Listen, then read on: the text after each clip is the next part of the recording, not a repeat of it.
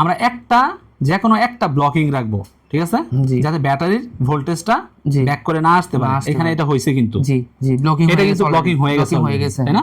তো এটা আপনি বুঝে করছেন না বুঝে করছেন এটা আমি জানি না, বাট এটা কিন্তু অলরেডি ব্লকিং হয়ে গেছে।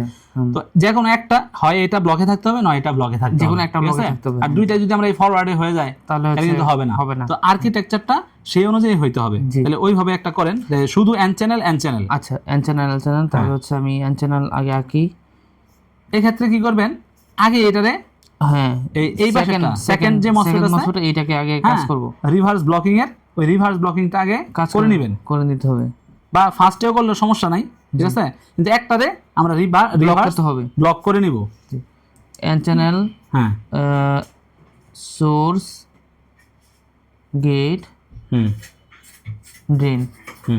তাহলে হচ্ছে আচ্ছা এটা উল্টা হয়ে গেছে, আগে তীর চিহ্ন, আচ্ছা সমস্যা নাই, তাহলে ওইটা রিভার্স করবেন। আচ্ছা তাহলে source to drain direct connection, gate connection হচ্ছে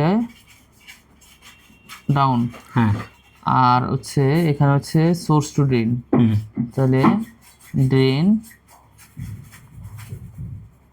সোর্স গেট। দুইটা কোন চ্যানেল করতেছেন উপরে চ্যানেলগুলোর নাম লিখে নেন, বা নিচে না দুইটাই এন, এখন দুইটাই এন চ্যানেল।